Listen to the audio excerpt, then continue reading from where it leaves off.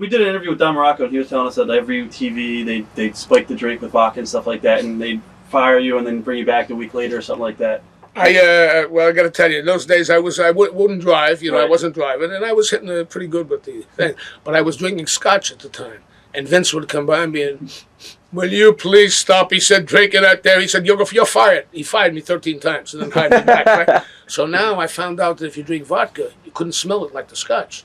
So I'd still be feeling pretty good. Right? And he'd come by, you're all right, lad. Keep up the good work. Meantime, I whacked a half a bottle of vodka down. What are your memories of some of the promos that you did with Don Morocco and this Fuji and Saito, Big John Studd, as far as when it was the empty arena and you were by the apron? Well, first of all, Big John was a great guy, okay? I'm sorry he's passed away from what I hear. He had that disease. In the end, he didn't even want to come around because he was a big, huge guy. He used to come up to the Yonkers racetrack, and I got a friend of mine up there that handles horses at the track and stuff like that, and he knew John well. And I guess as he started losing a lot of weight and stuff like that, he felt embarrassed and wouldn't even come around.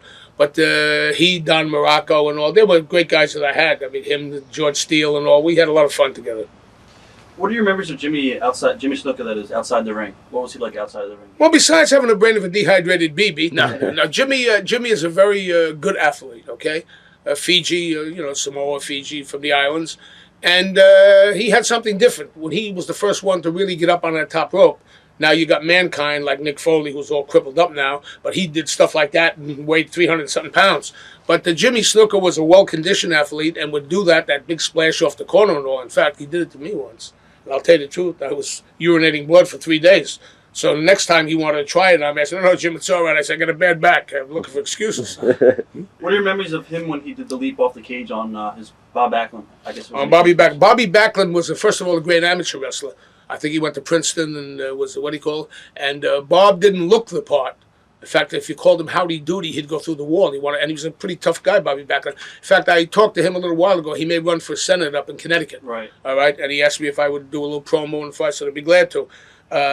Bobby and him, I'll tell you, it was, they had great matches together because Jimmy was a great performer and Bob Backlund was a terrific amateur wrestler. The only thing Bob was lacking in, he didn't have that dynamic personality. When you called Howdy Doody, he kind of was bland and, the charisma. It wasn't like, say, when you mentioned Don Morocco or you mentioned even Freddie Blassie or guys like that, as far as interviews and stuff.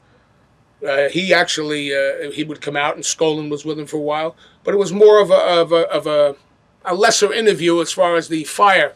Bobby wasn't that type of guy. Right. What about your memories of Tony Gurria and Rick Martel as a tag team? Tony Gurria, Rick Martel, I think, is up in Canada now. And all. Rick's a very competent athlete, and Tony Gurria is still with the office of WWF, and they were a good tag team. Fuji and them went against them. We had a lot of my teams going against them. They were what you need in the tag team combination is continuity. That word I always spell, C-O-N-G-U-T-Y. You don't spell it that way. Anyway, togetherness, teamwork. You got to have teamwork. And they had the teamwork, quick tagging, back and forth. Your partner doesn't tire out, and it's say. And they did very well. Tony Gurria's, he still looks pretty good shape. I bless you. He probably still could do it. And Rick Martel, up till a couple of years or so ago, was working. I don't know if he still is. Yeah. What was the road schedule like back in the days? The what? The road schedule, as far as travel schedule? It was traveling, but a lot of driving. In other words, we drove to, say, Pittsburgh. We drove to, what we would do is, they gave us ticket fare to Pittsburgh. We'd cash your tickets in, like $100-something. We'd get somebody to get a car, and we'd give them $20, $25 and put the other $75 in your pocket. That, again, was like $400 or $500 today.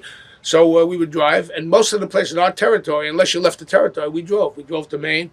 We drove down to Virginia. We drove to Washington every week. Right. It was all driving. Occasionally, you'd fly into Chicago for Fred Kohler or something like that.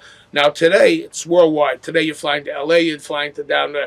You're in Houston. The next day, you're in Canada. The next day, you're overseas in China. You're in the United Kingdom. You're all over the world. Right. Watch thousands of exclusive shoot interviews right now on TitleMatchNetwork.com.